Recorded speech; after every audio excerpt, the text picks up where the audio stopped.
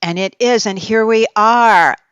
I am so excited to be back. I'm Allison Lee, your host here from craftcast.com, back again for another fun at one to kick off our fall winter 2021 season. I got those numbers right. And we are so excited all of you are coming on. Let me just go over a few bits and bobs of stuff so that you know. Many of you have already been on, so you know what the deal is. A lot of people always want to get the recording. You will get the recording as well. You'll get an email telling you how with a link. But just so you know, you go to craftcast.com. You can follow that link. The recording is also free. You can put it in your cart. You don't get charged anything. There'll be a handout, another handout in there if you forget to take one from the interface today. But I recommend doing that because it has all the links and goodies for everything we're going to talk about today. You'll feel good having that, and you can spend the afternoon clicking on all the links and looking at things to buy. I'm just telling you right now. Uh, and uh, and when you watch today, you'll see lots of JPEGs and videos. Depending on how strong your Wi-Fi is, the videos will look a little choppy.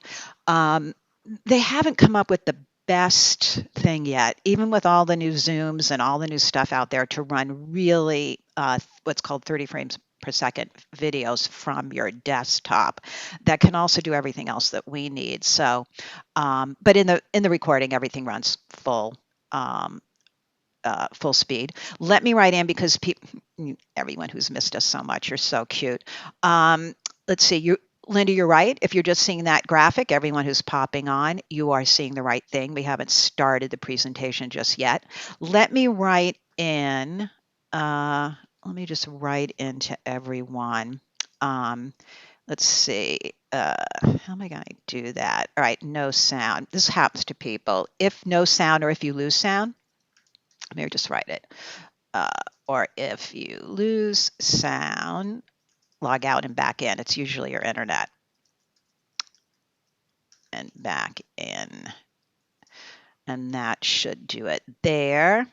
And let me send that to everyone too, just in case, because we have noticed that happens yet. Let me just do that also to Nicole. And why is that? I don't know, because the internet is special is all I can say.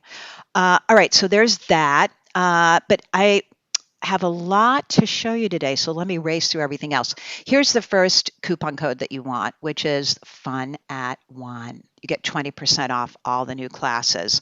And all the new classes, well, you get off the videos and the new classes, but here, just take a look. Go to craftcast.com. This will also be in your handout.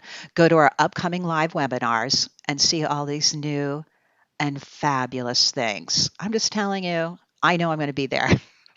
And I'm glad I am, because we got polymer clay, we got metal clay, we got wrapping beads, we have love this embossing a journal, we have plastic shrinky dink kind of material, shrink plastic felting.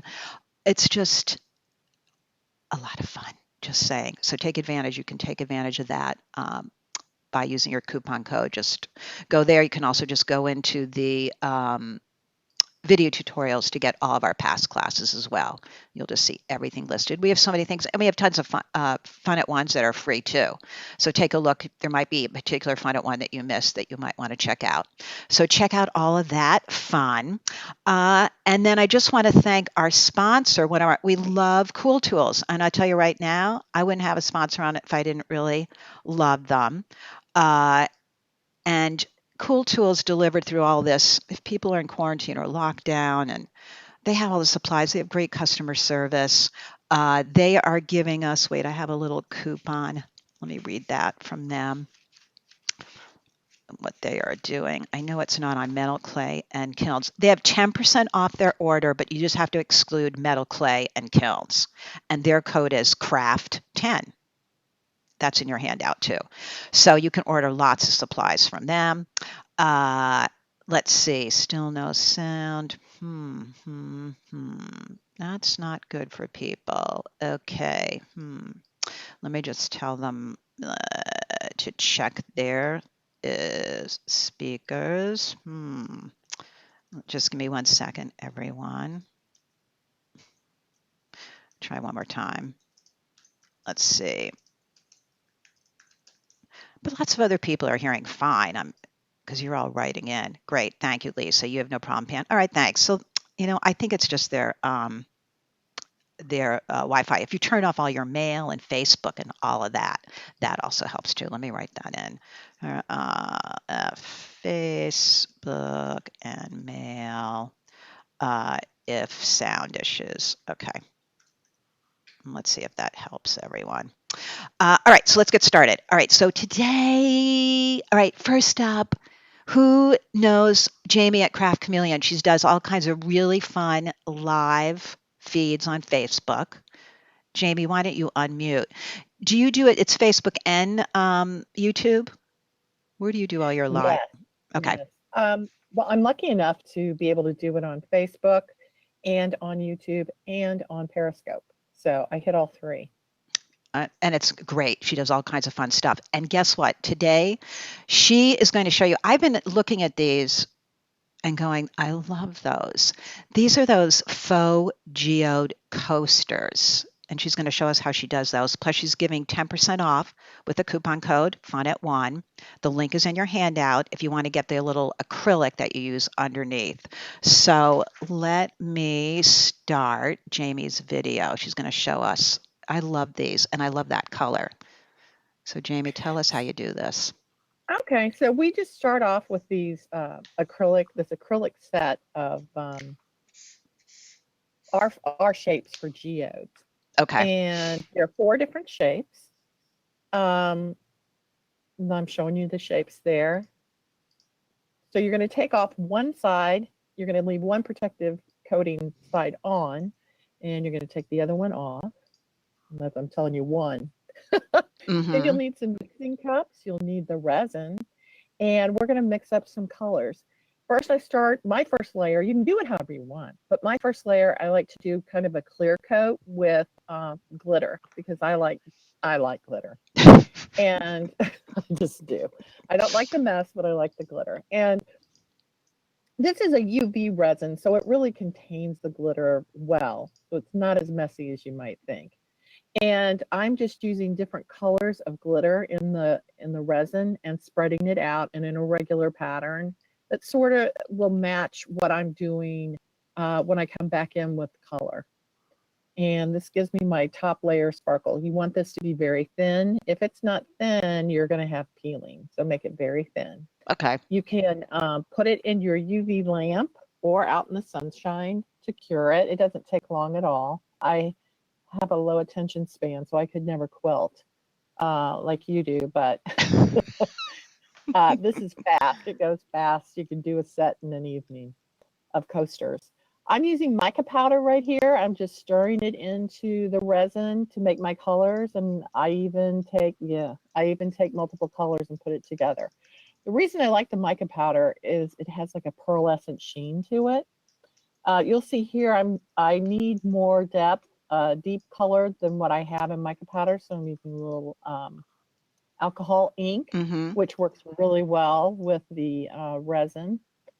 And then I'm putting it on, placing it around the end. I made the little gray thing it's sitting on is a little turntable I made so that I don't have to touch the resin. It says non-toxic, and then it tells you wear gloves. So I just put it on the turntable, and then I don't have to worry about it. That's a good thing to use.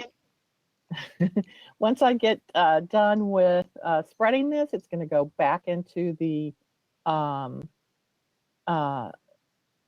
UV light. You can use one of those nail lights, which is what I use, or you can stick it outside.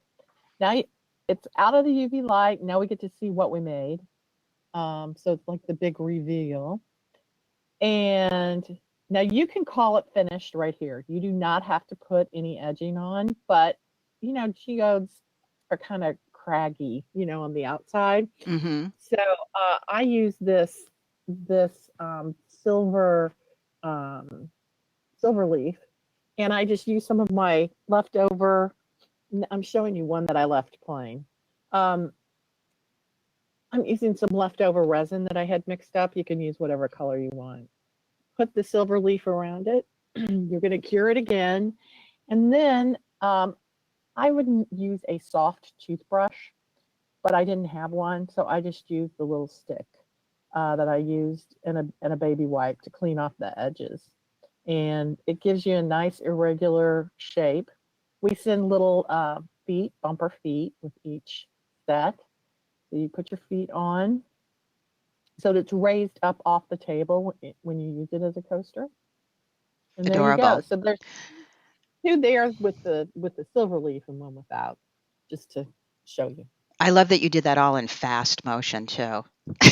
It's like we're going to get this done. Wing! But Yeah, listen, even in fast motion, that was fast with just a little bit of it UV was. light there. I love these. I mean, I'd want to use them to hang in the window too, or hang, I don't know, use for ornaments or something because I just love the whole effect.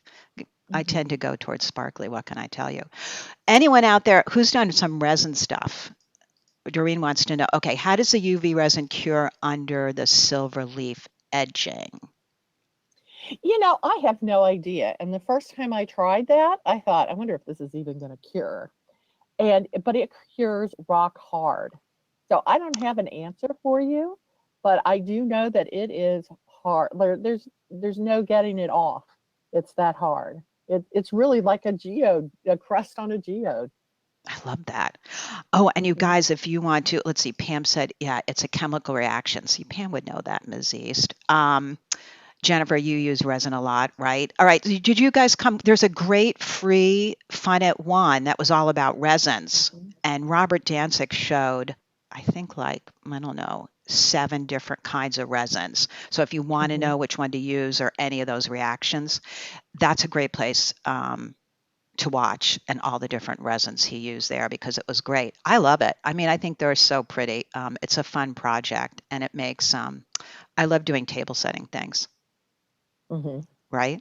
And yes, I find this. You were talking about making your quilting squares. Yeah. This is what I can do to. I actually made like three of these for this. Yeah. uh, to get something to put out here, but I enjoy playing with new techniques and moving it around in different ways, Yeah. and yeah, I just really enjoy doing this. Plus, we all love right now more than ever immediate results. It's immediate Mhm. satisfaction, right? We love that right Well, now. We need that, I well, think. and I So, don't have the attention span to do a quilt. Um, well, I have a listen, I just do it little piece by little piece. And I just do it every night. And then at the end of a year, it's a whole quilt. I don't look at it that way. It's just a little piece I work on. It's the same kind of uh, concept. So I hear you. I couldn't uh, think of it as a big thing. It's one geode at a time. yes.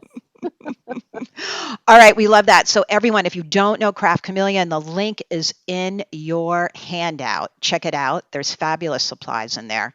We have so many classes with all the supplies. That's just a little something that is fun to do. And take advantage of the coupon code that's also in there.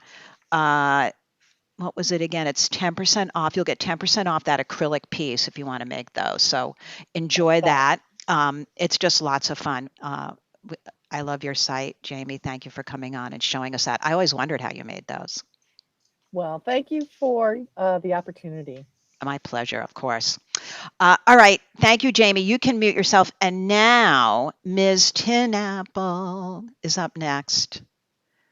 I have to remember, I'm what do we here. do? You're here. Okay. Let me brag about Cynthia and I go way back. I don't even want to count years at this point, but yeah, I know, laughing, right? We were doing WordPress blogs and meeting up for those kind of things like I don't know in the dark ages. I know it's just all a blur to me at this point. But Ms. Chinopolis kept Palmer Clay Daily going. If you don't know Palmer Clay Daily, check it out. Your link is in your handout. Just like it's every day she posts something really fun to take a look at. And even if you're not a Palmer Clay person, you'll get inspired. Also, you can see right there on the right on what I have here on the screen. Studio Mojo, she has a Yeah. newsletter. Uh, Click that because you'll want to order it. It means every Saturday morning you get this like happy email with links to look at fun things that you didn't know about. That is worth the price of admission. I'm just telling you. So thank you for doing that, for keeping everyone happy with all kinds of fun links. And again, you don't have to be a polymer clay person. You get inspired no matter what. So this, Cynthia's going to show us, I fell in love with her, what are they called? Switch plate covers. Yeah. You're going to see them in a minute. And so I asked Cynthia to come on and please show us how she made them, which she said she made out of polymer clay scrap. So this is, again, one of those projects, I think if you're a beginner like me, you can handle it, right, Cynthia? Oh, yeah. Okay. And, you know, I used cane bits, but if you're not a caner, you just use marble bits or what, you know, whatever you've got. So this is cane bits here, right? Yeah. Yes. Okay. Yeah. All right. Well, So that already shall I looks take good. off? That already looks pretty fabulous. Yeah. All right. Let me play your video. Or do you want to talk about this first before I start your video? Well, it doesn't take much. I used a needle tool and a blade, a stiff, well, any kind of blade. I use a base of one of those granite, or Fimo makes a marble. Oh, yeah. Because that way you just have a solid background. And if you don't have that, you can put embossing powder in solid clay. And that just gives you a consistent background for the. That looks like just so much fun looking at that right there. I mean, come on. All right. So now we have a little video. Okay. So I see now that sort of granite looking. Mm-hmm. Right. So I made a Skinner blend just because I felt like it. And I'm going to position it and cut it out. And this is going to be built right on that switch plate, and it will go in the oven. The whole shebang goes in the oven. So it's super simple to do. I love this. Okay. Yeah. So you're going to cut it out, and it's a pretty medium to thickish kind of piece. You're going to make it thinner as you roll it out a bit. And you're not going to cut your holes out at this point. Okay. All right. And then, yeah. Let me go on to the next one. Okay. Anyone who's freaking out about, wait, I don't know anything on polymer clay, there's a link in there. All of Cynthia's classes, as well, lots of other polymer classes are on Craftcast. Cynthia's last class for us, which was called the dot slot necklace, was a very big hit because it was very accessible to all of us to start doing polymer clay. So check all those out.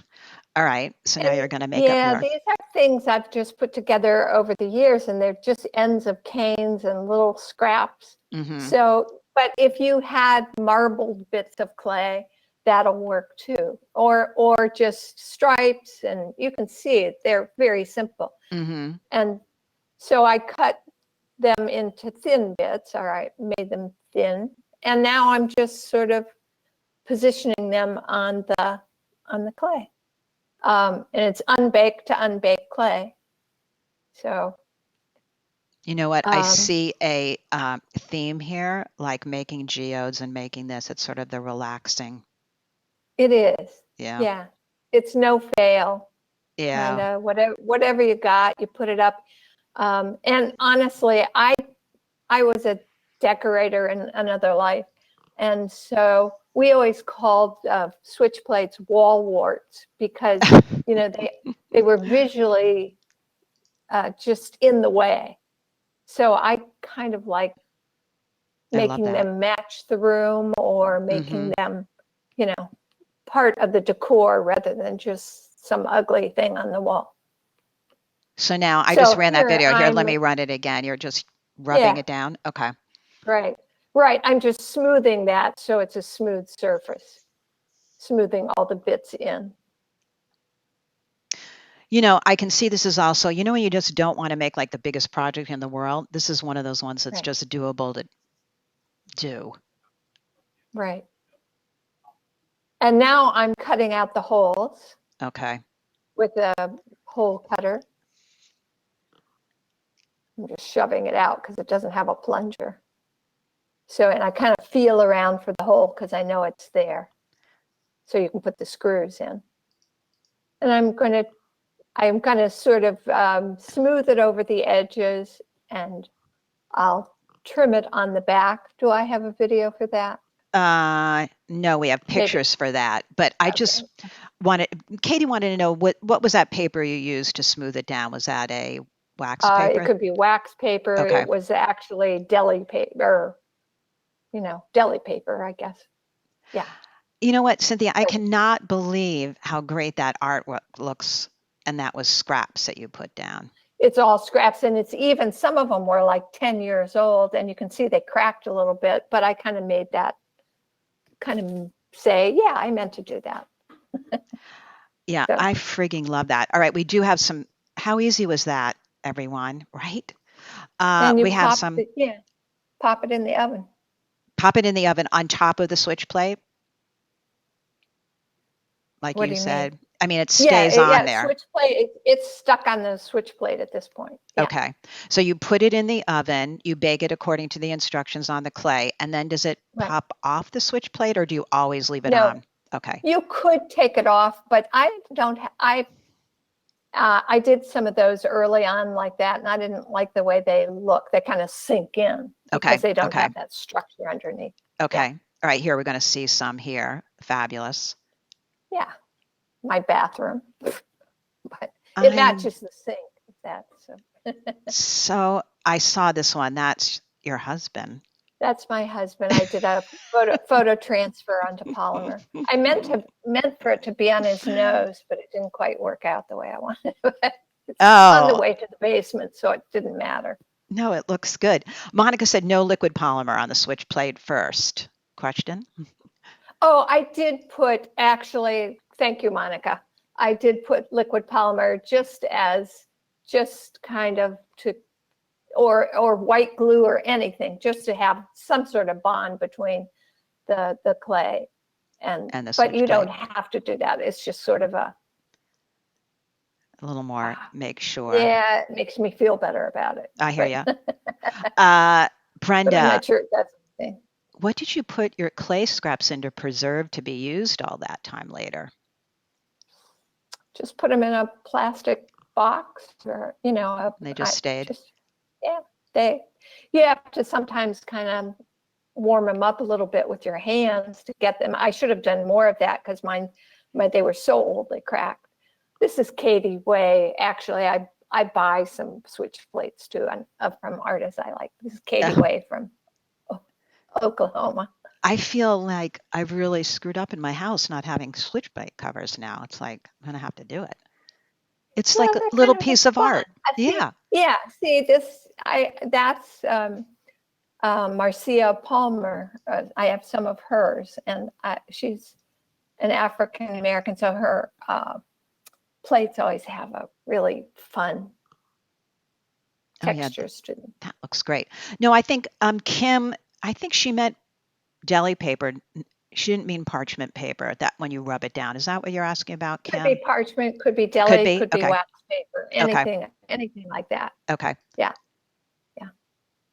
I love that sort of organic edge. This was back in my pebble phase. Yeah. I even did a pebble class. You did. I love that. There it is. Making your own pebbles and everything. We love that. So I made sort of stone looking ones. Yeah, I love it.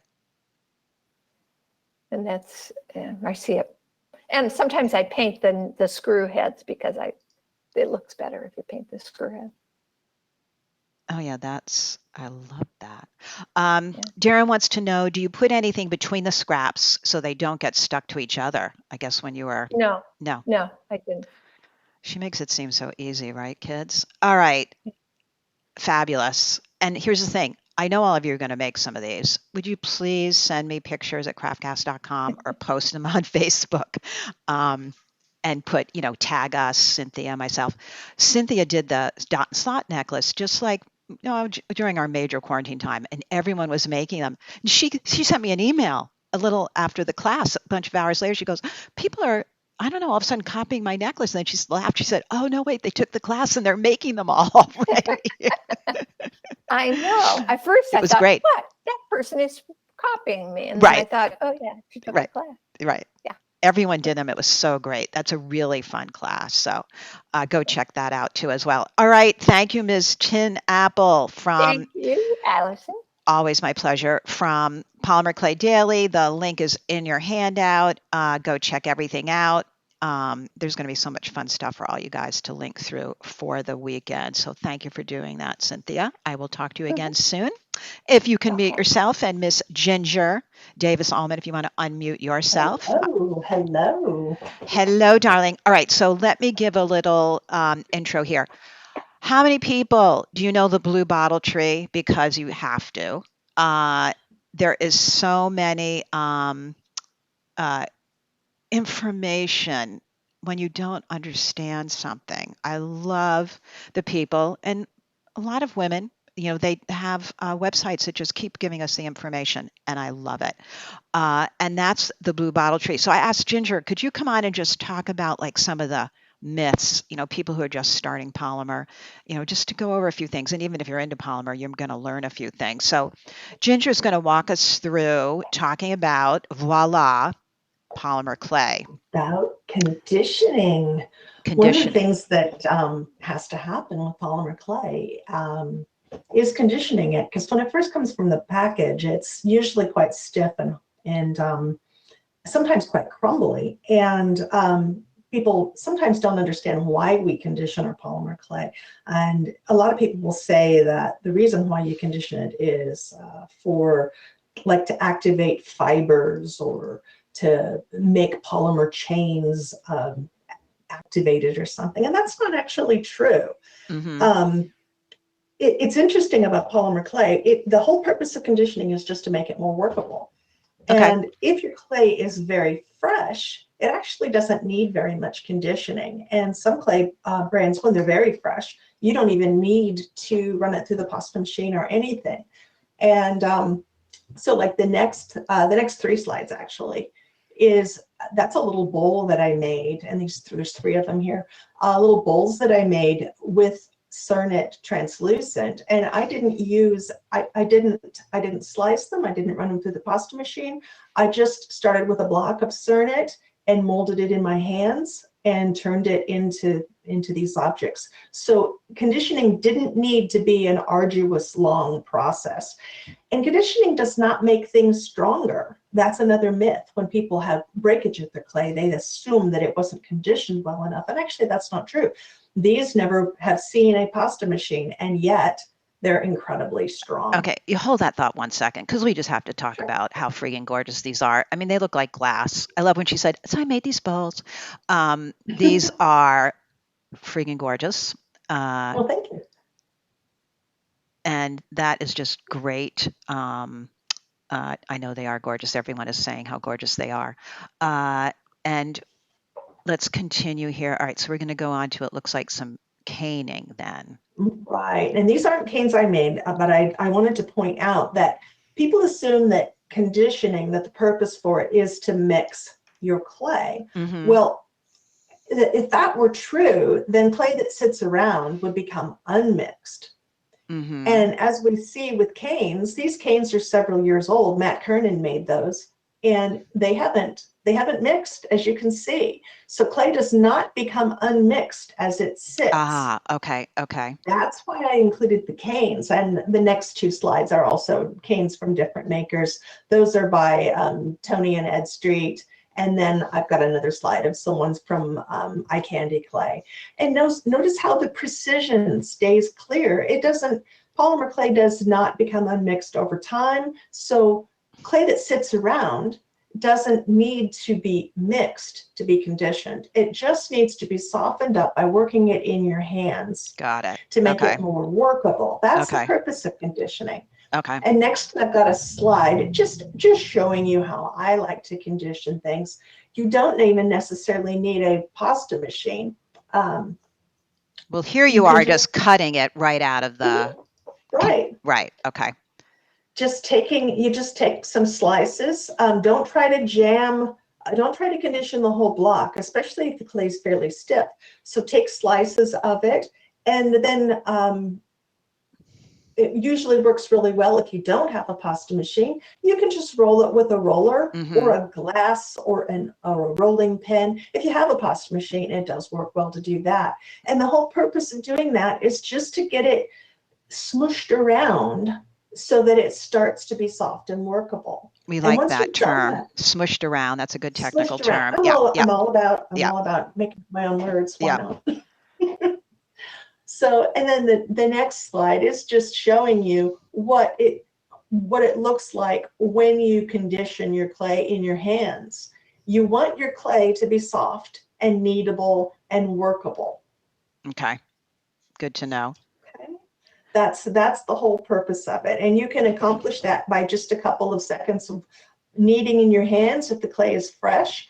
If clay is stiff and crumbly, and I'll show about that in a little bit, there's other processes, but if it's soft, you don't need to keep, it's not like bread dough that has to have the gluten developed and you have to go over and over and over and over again. Okay. You just need to get it to where it's soft and workable.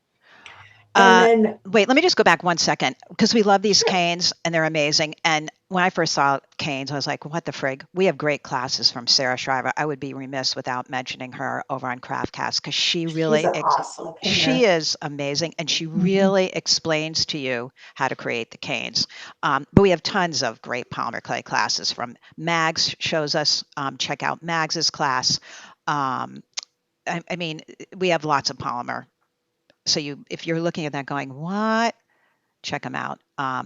Mags also shows us how to do. Mags, didn't you also show us how to do? Yeah, lots of faux material as well too, like how to make. That's right. I made a turquoise bracelet after watching her class. So lots of fun things there.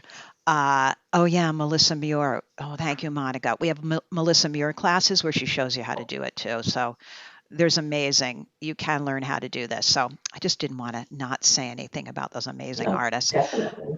All right. So here.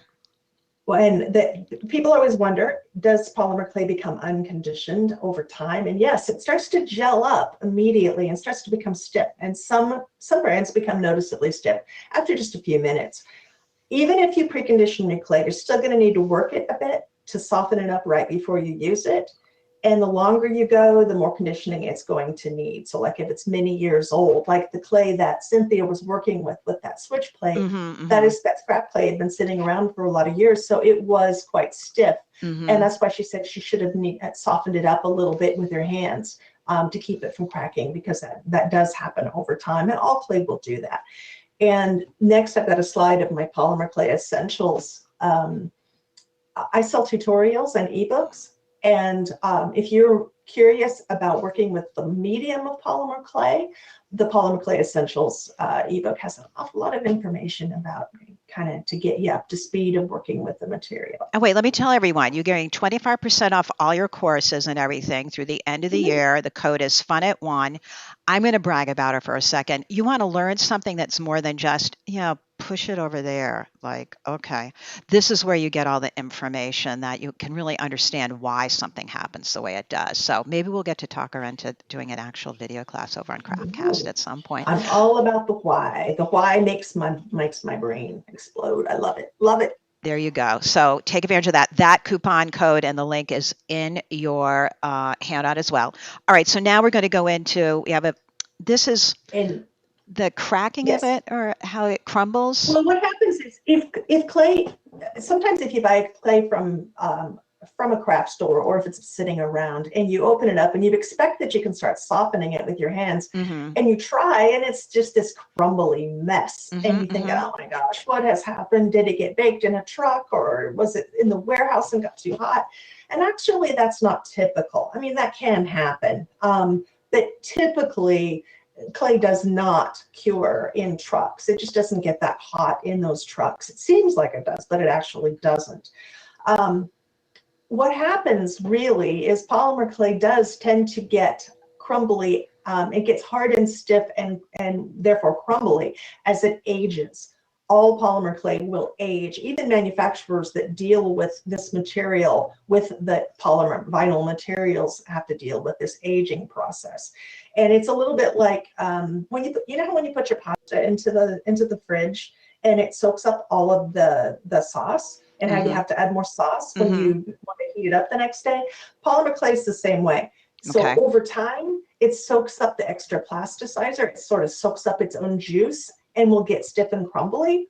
And sometimes you need to add some juice with that. And it's difficult to know. The way you know whether or not you can save clay that's really crumbly, and you can skip past these and go to that next video. The way that you can tell if your clay can be saved or not is if you can pick up the crumbs, and if you can squish the crumbs together and form a little ball. In other words, will it stick to itself if you smash it up? If you can smash it and make a nice little ball, then your clay is perfectly fine. And what you need to do is either condition it or soften it. You know what? That's a great piece of information, because I am not good at the polymer clay. And I thought when I opened one, I'm having a deja vu moment. It was bad and I threw it away. There you go. So there is the way to know. Normal. It is completely normal. Now, the way that when your clay is crumbly and frustrating like this, and this is an old block of Kato, this yellow that I've been showing you here, the solution to that kind of depends on the brand of clay. And the next slide, I'll show you that there's Primo is a brand that when it gets crumbly like that, it's because it needs to have some softener added. It's sort of like the pasta that needs more juice. And when you're dealing with polymer clay, the juice would be, there are several products that are available. And as you can see, there's Cernit Magic Mix and Sculpey Clay Softener. And Sculpey has both a liquid and a solid clay softener. Fimo has one, Cernit has one. And these are just materials that are essentially juice for your polymer clay. So they are softeners that you work into the clay and can help solve that crumbly problem. And then also, it depends on the brand. Yeah, it really saves you. And if you're using Fimo, on the other hand, Fimo behaves a little bit differently. It naturally becomes very crumbly over time, but that doesn't mean that it is dry. It means that you need to beat the heck out of it. And some people use a food processor to chop it all up. But a good way is just beat the heck out of it with a hammer. So put it in a Ziploc bag, beat on it, and it starts to soften up, and then you can start working with it. And that's the difference with Fimo. It just behaves a little bit differently. Oh my God, I love it. And that's that. See, that helps a lot. That is fabulous. I just learned a lot there. So the blue bottle tree, check that out. You'll get lots of information like that, which I think that's great, because I didn't realize that. I thought my clay was ruined, crumbly like that. But that's a great tip. Yep, to push it together. Yeah. Oh, Yeah. Ginger, thank you so much for that. And check you. out Thank her you so tutorials. 25% off all our courses and classes. Use the coupon code FUN@1. Thank you for that, hon. Sounds we really good. appreciate Thank it. you. Okay. Thank you. All right. Why don't you mute yourself? Next, coming up, we're moving into another clay now, one of our other favorite clays here at Craftcast. Tracey Spurgin from Craftworks over in the UK is on to show us something that is another fabulous item. Thank you for doing that for us today, Tracey.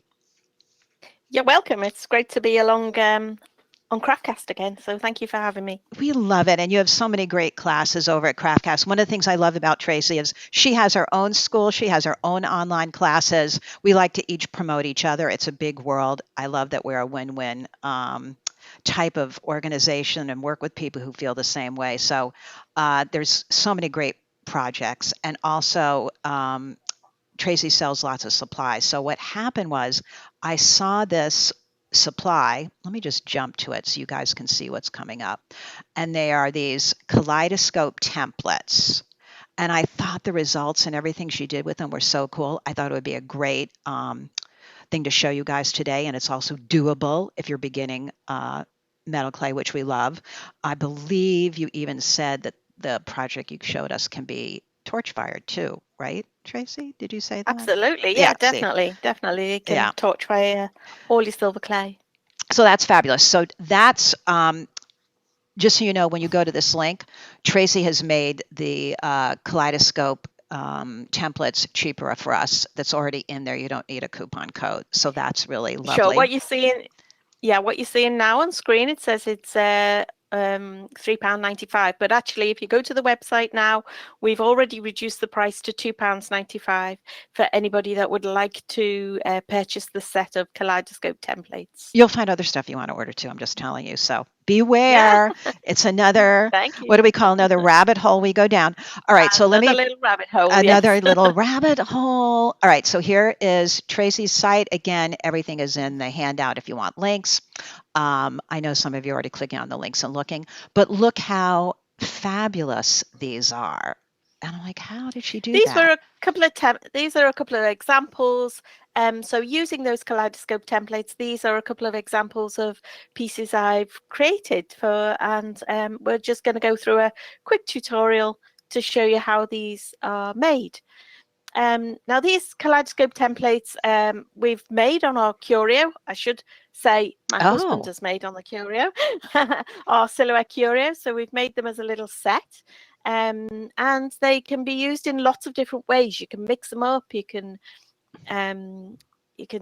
use them on their own. So there's a lot of different options of what you can do with these particular little templates.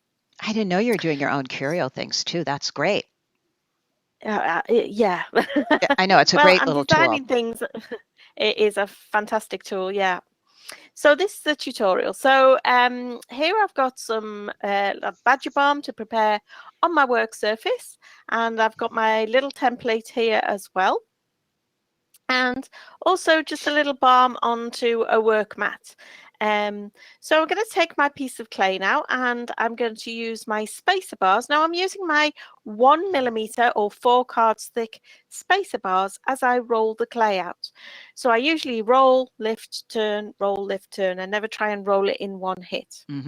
Transferring the clay onto a little grid mat here.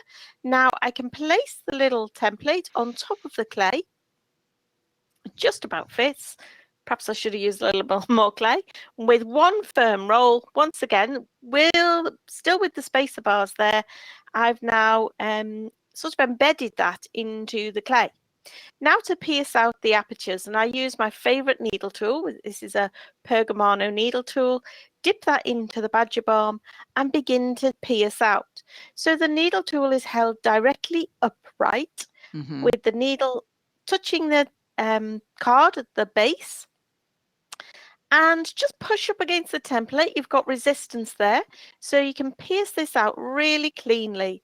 Now at each pass, I clean off the tip and generally dip it in the badger balm before I pierce out the next little section, and so on and so on. So you will work your way around the entire design, piercing out all these little apertures, and of course around the outside edge as well. Now, this will then need to be placed to dry. Now, I've not removed the template at this stage, but I want to be able to dry this. So if I flex the card and flip it out without picking at the edges, I've not touched the edges at all, and now it's easier to dry. Now, you can do different designs. So you can peel off this. Once it's completely dry, you can peel off that little template.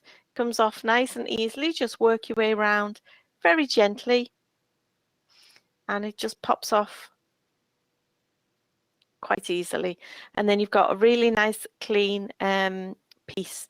Now you can use files or emery boards or wet wipes or whatever it takes to just clean up the edges around the outside. And if you need to get into all the little apertures, you can use little tiny files to get in there as well if you need to. So I'm just using an emery board here to clean up around the edges of the piece at the moment. And they're looking pretty good, and I've got 3 different designs there, and I could layer them on top of one another, which is where this kaleidoscope idea comes from, so that you create like different little visual windows and things like that. So you get lots of options here.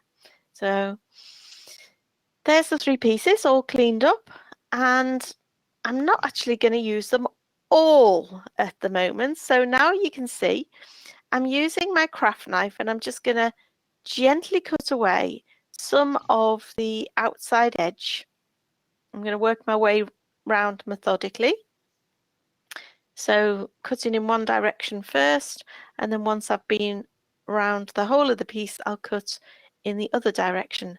Now at the moment, these are flat because that's how I cut them out and pierced them and dried them.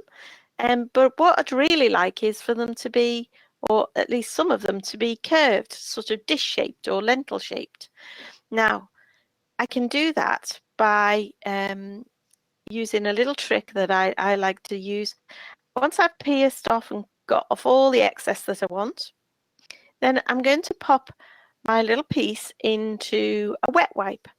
Mm. And by popping this into a wet wipe, it rehydrates the clay and it'll become a little bit more flexible. So here's my wet wipe. I've pierced out those designs. I've taken away the edges, pop it into the wet wipe, just close it over. I'm just gently going to hold it over the top. And I usually leave that for about 5-10 minutes or so in the wet wipe.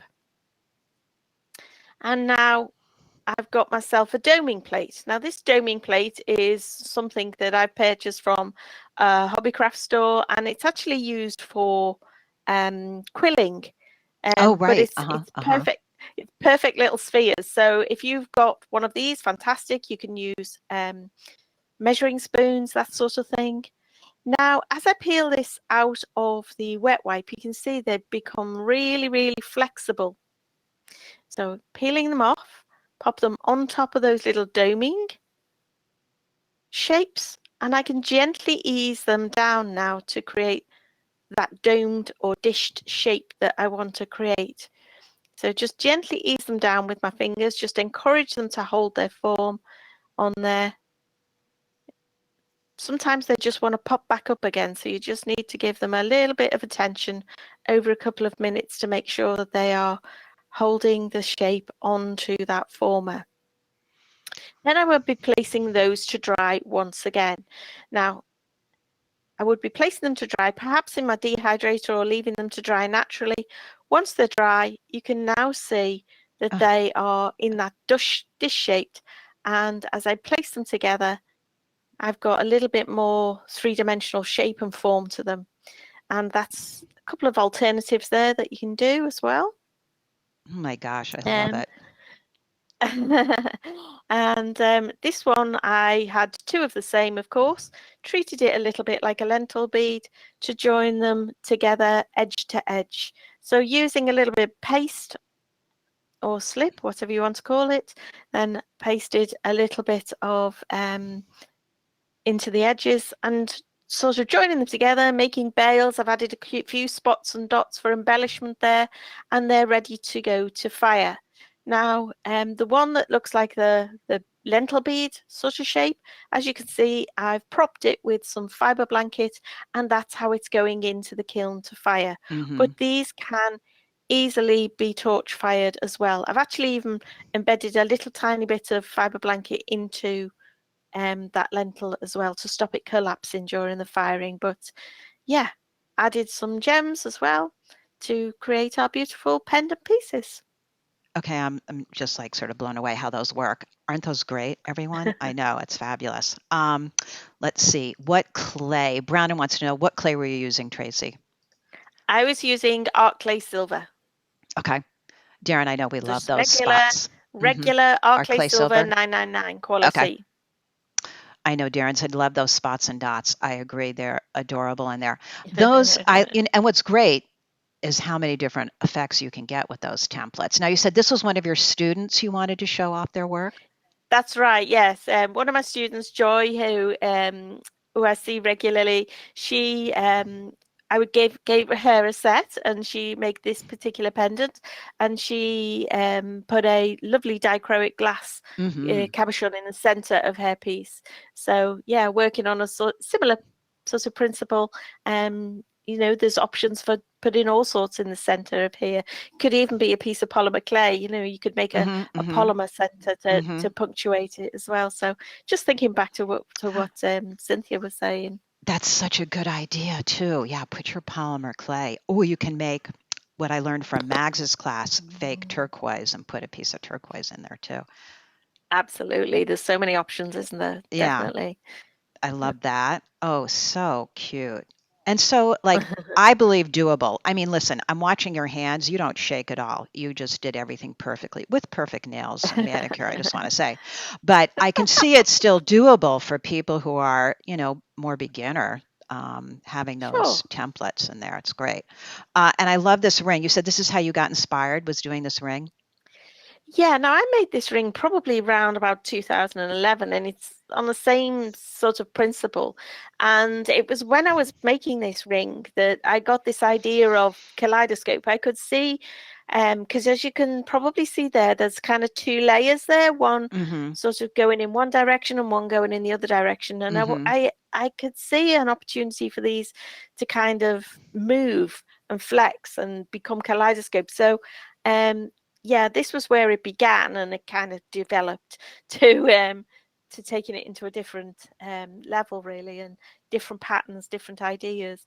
And for those people that do enameling, I can see doing plique-à-jour enameling in these little apertures. Mm-hmm. Mm-hmm. However, my enameling is shocking, so I kind of won't go there with the enameling. I'll leave that to some more Yeah. some experts that Yeah. are better at enameling than myself. But yeah, it's got some opportunity for that too. We love that. How many don't you guys love that ring? So maybe even Miss Tracy will do a class on that at some point. Yeah, we love that. It's all fun. All right, let me remind everyone, Craftworks, you have the links. You have the links also in your handout of Tracy's other classes on Craftcast, as well as her classes over at Craftworks. So many fun projects.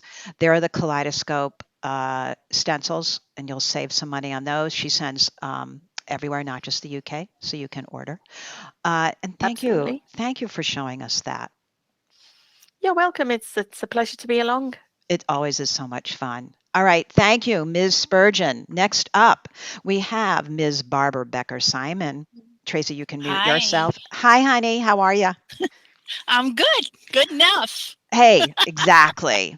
Exactly. We feel good when we're talking about this kind of work, and it's we so just want good. everyone It's to be healthy and therapeutic. happy. It's therapeutic. All right, so let me say a little bit about Barbara for a second. She was doing, she'll talk about this woman in a second, but she was doing these wrap beads. We have a class on it. Go over to Craftcast, a new class coming up. It's a wonderful wrapping bead type of class.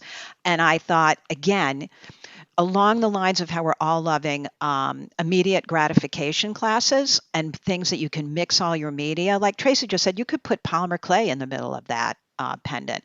It's like things can go back and forth.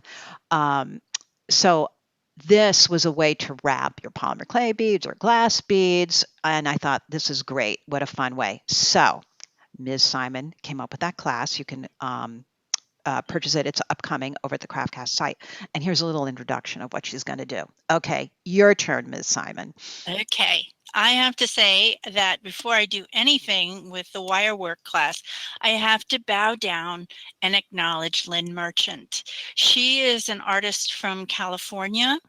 If you're ever in, I think it's Solano Beach, find her little corner of a antique shop and you'll see this amazing gallery. She is the author, the inventor of pretty much all the wire work stuff that you see these days. And she's incredible. You can see some examples, I think, of her work on the next slide. Yeah. I love it. Yeah.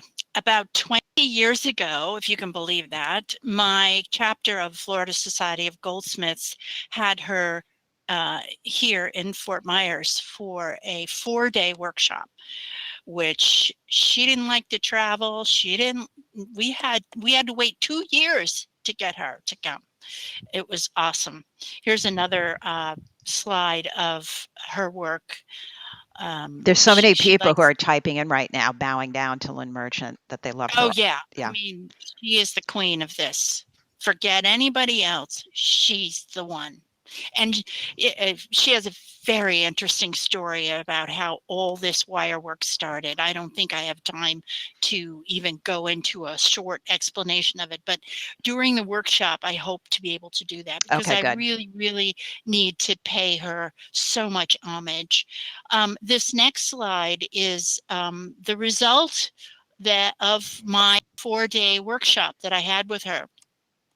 The workshop, the craft cast that I'm going to do is going to center on a few of these things. We don't have time to do the complete Monty on all these. These are examples. There's one, if you start from the left, 1, 2, 3, 4, 5, 6 items that I'm going to be teaching, and with a few little extras. For instance, I'm going to show what Lynn showed us, how to make easy, quick jump rings. And you will, when she did that in the class, I stood up and said, "Okay, I can leave now. This is all I need to know." Isn't that amazing when that happens? Just, oh my gosh. Oh my gosh. All right, wait, you're going to show everyone just this little tidbit here that we Yeah. have time for. Yeah. This is a spiral, and every culture has spirals in their artwork. Did you know that? And anyway, you can use them for all kinds of things. This one is a bead cap here. And I think I don't know if I had any more. No, I don't. Not here. Okay, so I've got a 6-inch piece of wire. And this wire happens to be 18 gauge, but you can use any gauge wire with this. That's the beauty of this stuff. You can adapt it. This is a flush cutter, and I'm just going to nip off the end so it's nice and clean, a 90-degree angle. These things are made with pliers, flush cutters, and wire, people. That's it. No soldering, no polishing, nothing. I call my workshop when I do it, look, Ma, no solder. Yeah, it's great. So I'm using a round nose pliers to start off with, because I want to make a hole in the middle, because I'm going to thread something through there. And I want to check on the pliers where I want to place the wire in the pliers, because that's going to determine how big that hole is. And you can also make a spiral without a hole too. So I'm going to grab these pliers here and just going to stick the wire in there, just so that it's captured by the pliers. You want to run your finger along there, and if your finger catches on the wire, it's too high up. If it's too high up, you're going to get a teardrop shape, and rather than a perfectly round hole in that spiral. Oh, that's a good tip, Barbara. Yeah. You don't want to get your finger caught. Okay. One of the things I'm going to teach is how to make a perfect round loop. Okay, I am going to then hold the pliers really tightly and place them right in front of me. I am going to take my finger, my thumb actually, and I'm going to place it so that it's touching the pliers and touching the wire at the same time. If you hold the wire way far out on the tail, you're not going to get a good bend. Okay. So by pushing my thumb while I bend my wrist and turn the pliers, that's how you're going to get a really tight form. Then I'm going to open the pliers, switch them around so I don't have to remove the pliers, place them in a different spot, shove my thumb up there really tight, and continue that spiral around till it touches. And once we are going to see this without the pliers, you're going to see a beautiful round hole. Yep. Fabulous. I'm also going to teach you how to do eye pins that way too during our class. So the next pair of pliers I'm going to grab are chain nose pliers. I could also use flat nose pliers. Whatever has a flat jaw is what you want to use for the next step. I'm going to hold the pliers so they're sort of pointing out away from me. I'm going to talk about the ergonomics of pliers and just pliers in general. I'm going to take this little loop and I'm going to place it way down in the jaws of the pliers, not at the tip. And I'm going to place it so the tail, that little tail is sticking out, is 90 degrees from the pliers. I don't want it up there. I don't want it down there. I want it 90 degrees. Okay. I don't want to see the loop. I'm going to shove the loop way in there so we can't see it. Get it in there. Got it. And then with the same process, you also want to hold the pliers really tight so the thing doesn't jiggle in there. I want to place my thumb on the pliers and the wire at the same time. Not out there because you won't get a tight spiral. And I'm going to put my index finger on the other side and I'm going to grip it and I'm going to turn it way up to the ceiling. And then I'm going to stop. And I'm going to take it out and I'm going to show you how tight that gets wrapped. Okay. Then you're going to do the whole thing over again. You're going to shove that thing down into the pliers, grab it tight, put your thumb on there, grab it with your index finger on the other side, hold tight and turn it up again and push real tight. And let's look at it again. And I think we can fast forward a little bit through this because it's the same motion. Each time. See how tight that is? Yeah, that's great. I just learned a lot watching this. All right, we're going to fast forward through this, but these are the kind of things that Barbara's going to be doing in the whole class. Plus, she's going to be going over the pliers, the wire, and all the other bits and bobs. All the whys and wherefores. Exactly. Look at that. Look at that. That's fabulous. You can do these really fast once you get the process down. And once the end is out there, it's really hard to bend that. So I'm going to take my flush cutters and I'm going to just cut that end off. And then you're going to see it's just nice and clean the way it is. If you don't use flush cutters, you're going to get a jaggedy end. And jewelry with jaggedy ends is not nice. And then I just use my pliers to help me hold it so I can push it up and make it into a little dome.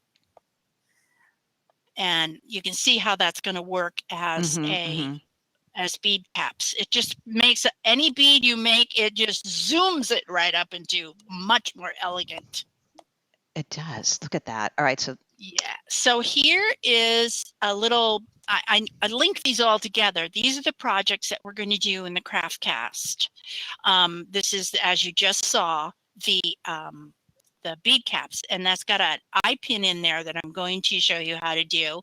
That's the easy jump ring. This is a beautiful bead called the, is this fast forwarding?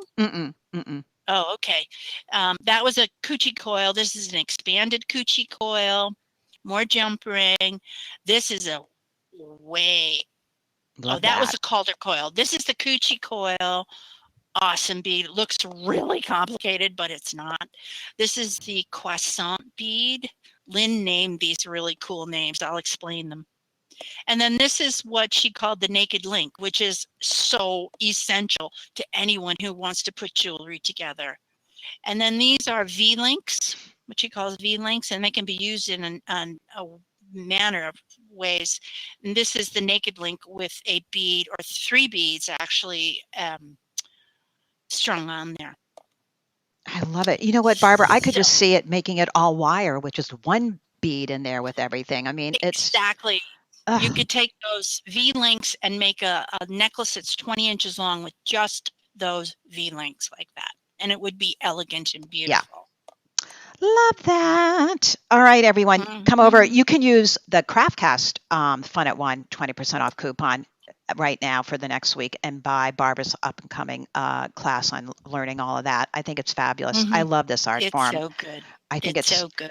I think it's another one of those great meditative. I think we have a theme this today, things that you can do to relax and meditate and keep, simple and move forward. Thank you. I'm looking forward to that class. Thank you so much. Oh, it's great. Ms. Barbara Becker Simon, always doing something fabulous. Okay, you can mute yourself, honey. And who is up next here? Who do we have next here? Beep, beep, boop, boop, boop, boop, boop, boop, boop, boop. It's Kim. Kim, why don't you unmute yourself? You have Kim and Cindy left. Kim. Here I am. Hello, darling. All right. Let me introduce Kim here a second. Look at these beautiful pieces. I think I'm also on her. You can click one of these for supplies and one of these for her pieces. Kim, I kept seeing her work on Facebook. And do all of you notice how shrink material, it used to be called Shrinky Dink when we were really young. It's become so popular and now it's elegant and people are doing beautiful things with it. And again, it fills in for our need right now, I think, to have quick, accessible things that we can play and make something beautiful with. And Kim does that. So she's going to have a class coming up as well. It's not available just yet, even though there is her Dear Friends class is available. You can go on and look at Gail's class. But Kim's going to show us today something that she said she gets asked a lot, and I get it, is how you color on this shrink material with some ideas. And she has some things for sale and some kits. That's what it was. I bought your kit and I made that fun, what's that one called that I made? The Puffy Tassel Kit. The Puffy Tassel Kit. The name alone got me. And I made it. It's on Facebook, and it was one of those fun afternoon playing, and it hangs off of a cupboard Keith fob. I put it on there, so it was really great. It's so fun to have these soft, pretty things hanging around the house, isn't it? It is. Thank you, Georgie. Good to see you. I'll see you again soon. People who have to leave early, make sure you get the recording. And Mags just said, I know I love all these women who have great manicures still and are doing things. All right, so let's start. You're going to... You'll be ready for me. I've got a little... Oh, we try to keep it all together. All right, tell us what we're looking at here, Kim. So these are some shrinkets. I use Julie Haymaker's Shrinkets brand material. Her sanded plastic has the most beautiful velvety surface that takes Prismacolor pencils in a really nice way. And this is her opulent material. So one side is a matte white with sparkle. And on this, I painted the white side with alcohol inks. You can see it's basically just spattered on there. I colored the edges with Sharpie markers, and on the other side, made a few dots and things to give it some depth. And so this was a set that I made. It's what is quicker than just splashing some alcohol ink on a but you're going to show us how you did it, that it came out great. I love it. Also, I forgot, Julie Haymaker, she has great supplies. That link is in the handout. Plus, Julie has a craft cast class with an adorable charm bracelet out of shrink material and everything that she made. So you can take that class and learn. But she does, I've purchased lots of her supplies. It's it's another one of those rabbit holes. All right, so here are, which ones are these? This is a set. I think the one that's coming up is a set that I did with clear Shrinkets plastic and a gold paint pen. And these are really beautiful to use for things like earrings that dance in the air, where you just want that little bit of shimmer and maybe a stained glass effect. I just can't believe that this is shrink material. So when I met Julie, I basically just flipped. These are made with her molds, so you can see they've got a little cup shape to them, which just, I think that is the secret that has brought them up to date. And it's great.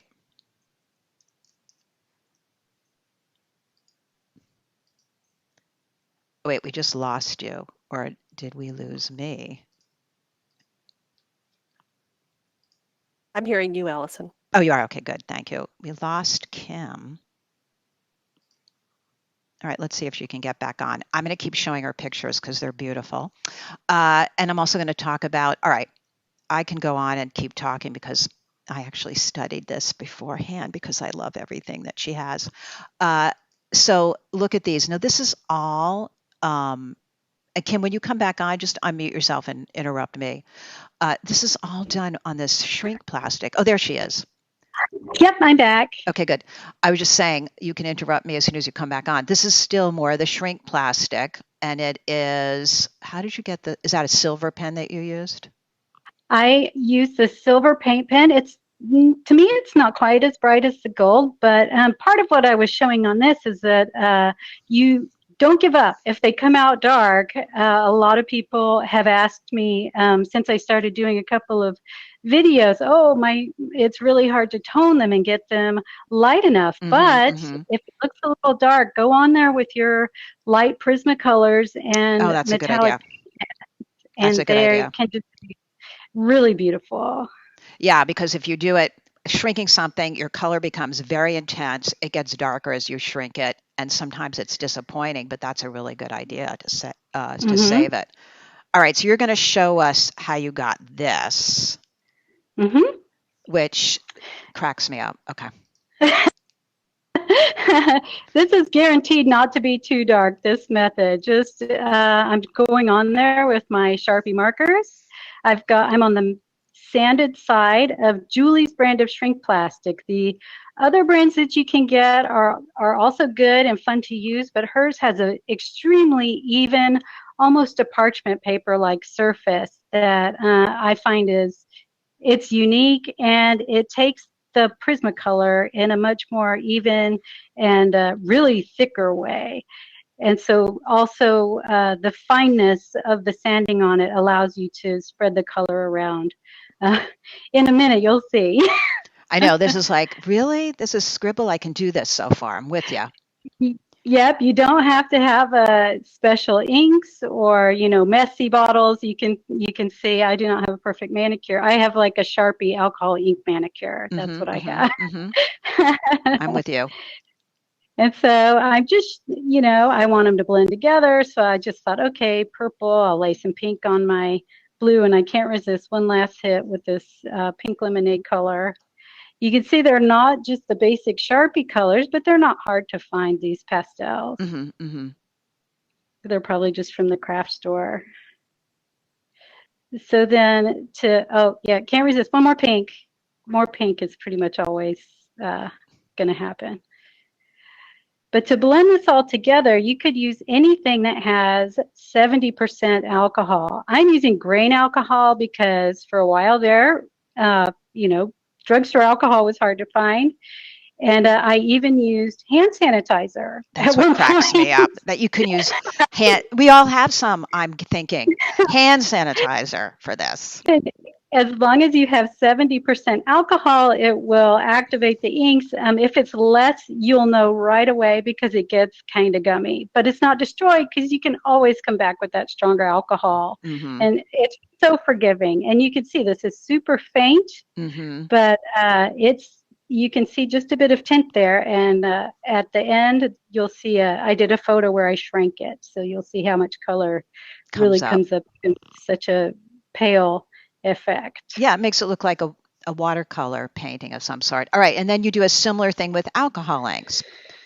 A lot of us do have the inks, so I just went into my messy palette with some alcohol and a little pipette, and I started out with a brush on this one, just because you can, and I don't ever want somebody to see me using a pad and say, oh, you have to use that. No, you can use, I would probably use my fingers if I needed to get something done. So I used the brush, and it doesn't flow as much on the matte surface, which is not surprising. So from the brush, okay, this works fine. I pulled out the cotton pads again, just the kind you would use for nail polish remover or something like that. The brush is nice, and I can blend the colors. I really just use red, yellow, and blue in my alcohol ink collection, but you can just use whatever you want and watch them blend. I think that's what everybody likes so much about them, is watching the colors flow together. Yeah. No, it's great. And it's really creates such a beautiful material then to shrink. It's so luxurious to have a whole sheet of this to choose from, cutting out whatever shapes I decide to make. So here I'm going to grab a pad and just show you too, like, oh, there's kind of a lot on there. And it's far more intense than with the brush or obviously with the Sharpie markers, but it's okay because I can go in and see I have some yellow on my thumb there, so that's going to get mixed in too. And we'll end up with this is a half sheet. We'll just have a whole half sheet, and I think I'll come in and take away a little bit just because it's looking very intense, and I can wipe it and push it around before I shrink. So I'll let it dry. Other great thing with alcohol, it dries in a snap, and then cut out my shapes. Now you could go back in there with some alcohol and just lighten it up too, right? Absolutely. If Yeah, I went in there with a pad especially, you can wipe it off. If you don't like it, you can get it almost all off. Yeah, and start over. We love fun things like that. All right, so Yeah. there you cut out your shapes. And I used both light and dark prismas on these so that we could show the effects of either on both. The top one is the the Sharpie decorated one, and the bottom is the one done with the actual inks.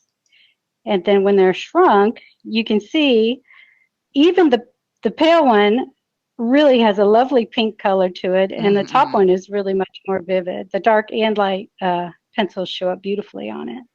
I mean, do you guys believe that? This is shrink material. I can't believe it. It is. It's so pretty, right? Let's see. Darren wants to know, could you put Tim Holtz's alcohol ink mixatives? I don't know what those are. Do you? I don't. I haven't used anything like that. And the only thing that sounds to me like some kind of a medium that would thicken the ink, and for this effect, I don't think you want that. You want a thin layer, very fluid, and to let it dry. If you were decorating it with that, maybe. But what I would say is try it. Yeah, exactly. That's what we do. I mean, look at how adorable those are. All right, so now you're going to come up with a whole class. We're going to do a bracelet. And then Kim also sells supplies. You got to check out her website with all different things and goodies to buy and kits. I just think these are adorable and fun. Thank you. This is a set of heart-shaped trinkets on a purchased neoprene bracelet blank that I had. I have designed my own bracelet blank that we will have. We'll also have a SVG for it so that people with silhouettes can cut out their own. And I will have them in metallic felt, in some neoprene choices, and in some thick felt as well for the class kits. There will be a lot of choices. Yeah, I love it. I did, and I've already checked out everyone who's on who uses their cutting machines. I've cut it out of also leather, the file, and it looked great out of metallic leather. That would be cool. Yeah, it's all good. All right, and here is Kim's website. I mean, look at that. Hello. Don't you just want to start going through and make things and buy things and play with things? Thank you so much for showing that. We look forward to your class. I love learning all about shrinkets. Thank you so much, Kim. Oh, thank you, Allison. All right. If you want to mute yourself. Oh, I forgot to say too, Kim, if you want free shipping when you order, use Fun at One. She has free shipping from Saturday through the end of October. So that's always fun when you get free shipping too. So thank you for that, Kim. All right, Ms. Cindy Pope, we're going to finish up. So funny that we're going to be talking stencils. We are. Thank you, Kim. That was really fun. Wasn't that great? It really was. I love the colors she got. You know, it's amazing what different people can do with different mediums. It's very fun to watch. I know. I mean, it's like it brings it up a level that's unbelievable. All right. So now, Ms. Pope, you're going to show us how to make our own stencils, a bit of that, and textures. Now, let me just say something first. Miss Cindy Pope is sort of one of our gurus, besides all the other ones we have, who can really show us, like Mags, how to use the Silhouette software, the machines. Shannon, we have so many people who really show you the software, because learning the software is what's key to using these machines. And if you have a Cricut machine, I use the Silhouette software on my Cricut machine because it's great. So I asked Cindy if she would show us just briefly how to do stencils, because as you saw, Tracey used cut out stencils, and now she sells that product that we can buy of those kaleidoscope stencils. So it's a great material. So thank you for doing that for us, darling. Oh, it's my pleasure. And I do love the software, and the basic version is free. So if you just want to play around with it, I got the idea from one of my fellow metal clay people, Anne Rosier, and she said she uses her Cameo all the time, but mostly she uses it for stencils. So I did a little bit in my Etching with Your Curio class, a little bit of stencils, but I have a new material and I wanted to show you just how easy it is. And I'll use some examples from shapes we made in the Silk Camp 2020 class. But it's really easy, and sometimes you want something that's specific, or you want something for a class, or you have your class building little houses, and it's really much easier to have them have a stencil. And so this is a little shape that we did in Silk Camp 2020, really easy to make. Yeah, that was great to learn how to do that. All right, so here we go. This is our materials. This is the new material. Okay. This is polypropylene folders, and I started getting them at the dollar store, and just to play around because I tried a lot of things and I wanted something a little thicker that cut well. And there are some things that don't cut well. They're just too dense, or it may be how they're processed. But polypropylene is what you want at the dollar store, and they're about 0.31 to 0.33 millimeters. Okay. And the ones at Office Depot and Amazon Basics are about 0.35 to 0.37. So we're talking almost a card and a half. I'm also going to show you something else called PJ stencil material, which can cut detail. So templates are not always really, really detailed, but sometimes if you want detailed internal cuts, you can use PJ stencil material too. Okay. And I'm working on a class about using your Curio as a tool instead of just for etching and cutting metal clay, but using it for some other things. So here they are. I keep the innies and the outies. This was a 2-color template that unfortunately I can't find this folder at the dollar store anymore, but I love the dual color. All right, so here we are, Silhouette software. I'm going to start with kind of just an overview of the software, but at the end, I'm going to show you actually using these templates with clay, which really kind of shows you the real use of them. Okay, let's go. Okay. Whoops, sorry.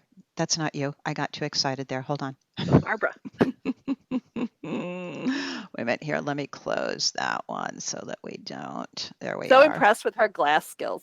I would love to learn to do that. I know. All right, so here, let me start again from right here in the beginning and go. Okay. Okay, so I just took a little piece that we designed very easily, a new shape to me in the SIL software. It's using something called Alpha Warp, and it's in that boot camp. But you can draw a shape. I mean, in the actual tool class, I'll show you how to get your shapes lots of different ways. Right. So I'm just going to copy it from that file. I'm going to make the outside border 0 thickness, because when we cut, we always want 0. And I'm going to change the line color to red, because red is the line color we use for cutting. And what I'm doing is I'm getting the same shape, but lots of different sizes. I'm also doing a barrel, and I'm doing another class that's going to talk all about the 4.4 software and projects to make with it. And I'll teach bales that match your piece with that, and it's pretty fun. But I wanted a little bale for this. So this is so easy. So you just take your shape, and you can go to the scale tool, which is up at the top, but it's also on the right-hand side. It's the one that looks like a little graph. And I often do that because of a lot of students that have small laptops, and the top one kind of nests it. So it's easier just to bring the big tool out. So you want to always lock it. And what I'm doing is I'm giving myself lots of different sizes of the same shape. If you're making a line of jewelry, it's really nice to have options. And you're especially if you love a shape or some shape you've developed, you want it to all carry through. And sometimes you can't get the right size. You're like, I want to do a bail or a bezel from that, and it's just a little too big or a little too small. So you can make your own size. When I do earrings, a lot of times I'll do 2, because I'll want to cut them out side by side. I have a hard time getting the clay thickness still to this day after so many years, the right thickness. So I like to cut my earrings out of the same piece of clay. And so I'm going all the way down to 0.75 millimeters. You could totally even go smaller, but I like to use these as little overlay bezels for stones. I think they look really pretty. So you're keeping the same proportions for everything. You're just changing the height because it's locked. It keeps the width the same. So the proportions all stay the same, and you have a variety of the same proportion shapes. And also, if you want to adjust for shrinkage at this point, you could take the whole thing, and the Sill software will let you say 85%. A lot of clays shrink 15, 8, 10%. So, but I like these basic shapes, and I know what a 1.5 inches is going to shrink to in my PMC Flex or my FS 999. But not to forget also polymer clay people too that could use it just as is. And they don't have to worry about shrinkage, which is really nice, according to my friend Megs. Yep. So I made a little circle that's in a different color. And let me tell you, the even the Amazon folders, which come in a set together, they're Amazon Basics, they still, the folders, different colors are different thicknesses. So I just want to do a little test cut before I mess up the whole thing and I can't get the pieces out. So I'm going to do the test cut, and I'm using Jot folders, which is a force of 30, which is a pretty high force, a speed of 5 or 6, and then I'm going to use between 8 and 10 depending on which folders they are. I'm starting out at 8, and I'm going to send and see if that comes out or comes out easily. Got it. Okay. Now, watching the curio cut is magical to me, but to a lot of people it's like drawing. So we're just going to give you like a minute at the most. Yeah. And I did that little test, and 8 didn't really cut it through. And with plastic, you don't want to have to go in with a scalpel or anything to cut it out. You want it to cut all the way through. So here we go. We do, and you'll see that. See the little test cut in the lower left-hand corner? Yep. And then I redid it with a blade of 9. Because you needed more. Okay, got it. Okay. Test cuts are definitely important. Oh, it just saves you time and frustration. Yeah. I know it seems like an extra step. So I'm taking it around 3 times. And what happens is it's coming up after 3 times. Now this is an older mat. It's not as sticky. And I probably could have used protective film. So or gone around stick 2 better. times. Okay. But we have the curio, and guess what? We can pause. Right. And then we can remove those pieces that might get run over and interfere. And then I can change the blade because it's going to pause just in the right place. I can also pause, unload, reload, and unpause. Yep. So it's so flexible. That's what we love about the machine. It kind of keeps you from making mistakes. And then I just hit unpause, and it's going to start and finish all those cuts. Yeah, it's great. Yeah, that's why the curio is still the favorite for all of this. It's got a different loading mechanism, and that pausing and unloading for me, who tends to make those mistakes, is really, really helpful. Yep. The pause is like, oh my gosh, what happened? Stop. Yep. But it's not, it's recoverable. So here's my template, and you're going to see me using it after I show you really quickly about the other type of templates we use. Let me make that a little smaller so we can all see that. So I want to refer you guys, there was an I Love Tools in February of 2019. It was number 15. And I showed you how to use vinyl to make textures. And these are textures that I made from vinyl.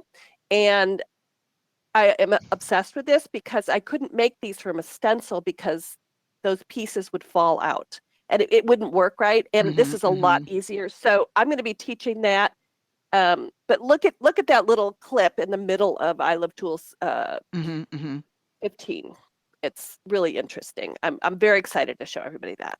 It's I've been another promising for a year. great thing, though, to be able to make your own little textures like this, because look at that. Yeah, I love the Audi, but I never know if I'm going to like any of the Audi, but I'm kind of a fan of Audis.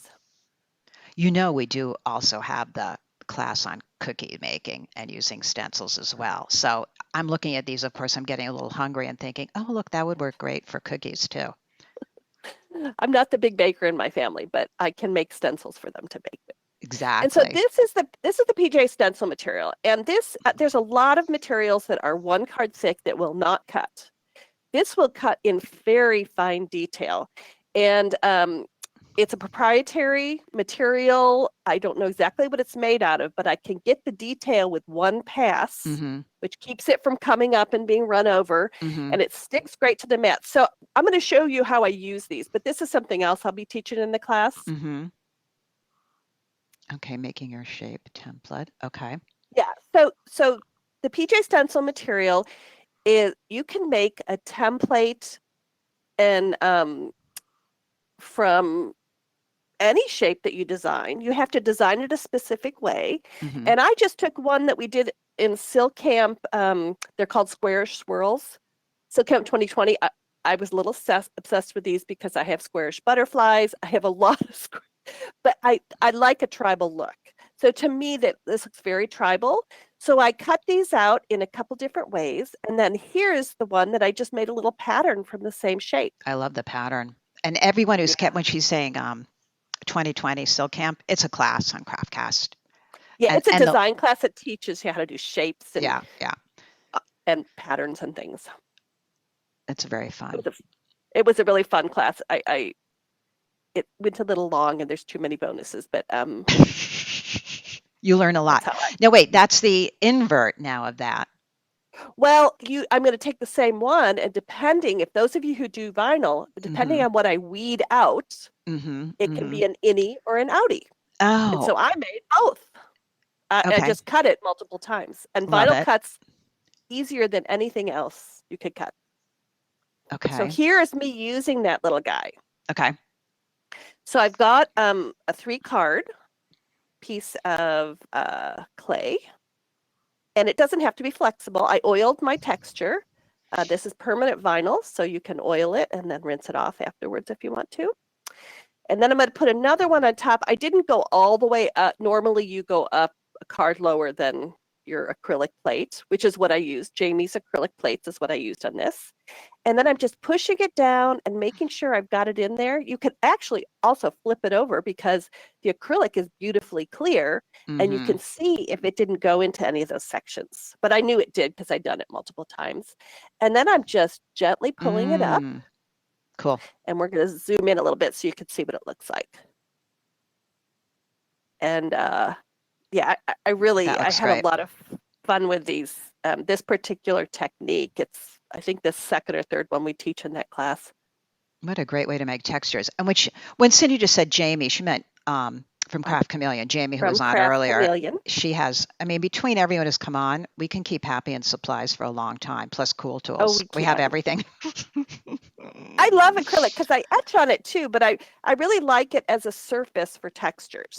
Because of the clearness underneath, I can kind of see what happened when I I rolled it. And I'm one of these people that, you get about, I tell my students you get about 2 to 3 bites at the apple when you're rolling textures. You got to get it right. And I am someone that ends up with crumbly clay because I don't get it how I want it.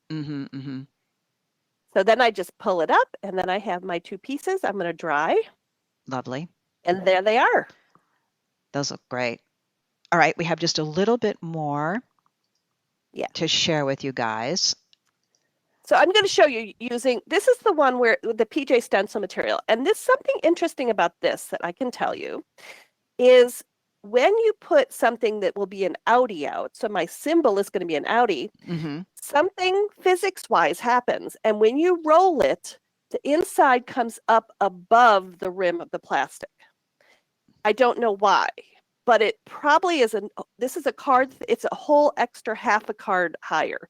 And it's very interesting. I think you can see it sticking up there, but when you see the final piece, you'll be able to too. And then I just cut around the outside. And actually with plastic, it's easier for me. I don't have the best fine motor skills to cut around the outside. There it is. But it's a really pretty high relief. And I really love a relief texture. Yeah, that looks great. And then we're going to do the innie too. I love this innie and outie. Yes.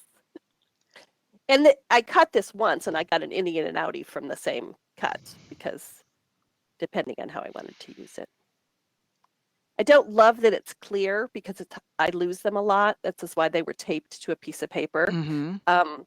But I have not found anything else. This is proprietary and I don't know what she put in it, but I haven't found anything else that works as well.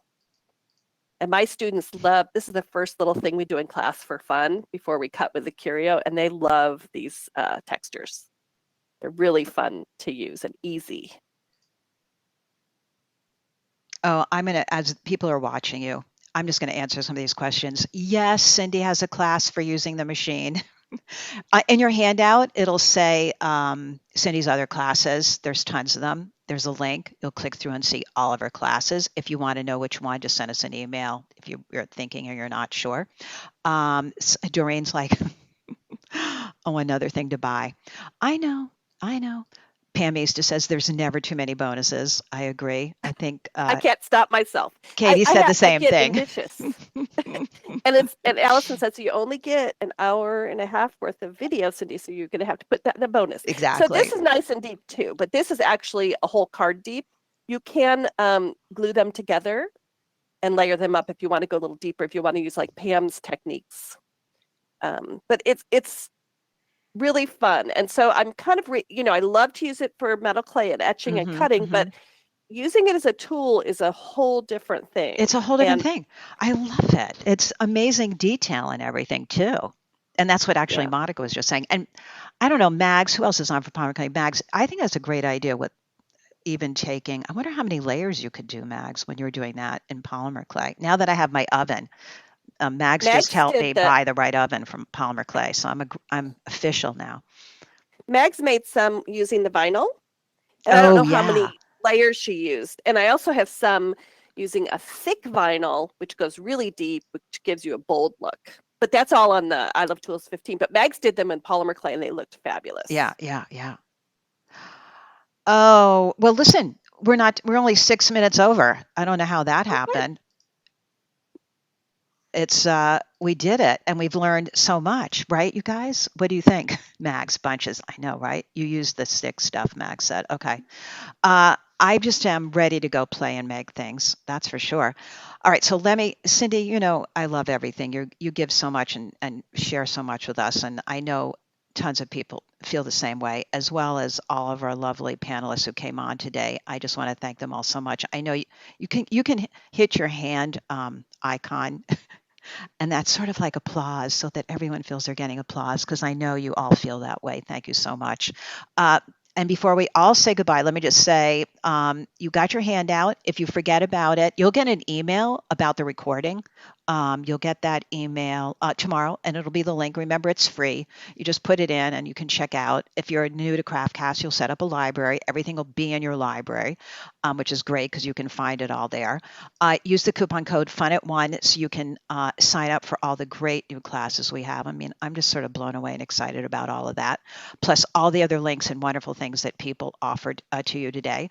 Donna Penoyer, she said she needed that today. Yay, I'm glad. Corinne, you're welcome. Everyone who's coming on. Mags, thank you guys for coming on.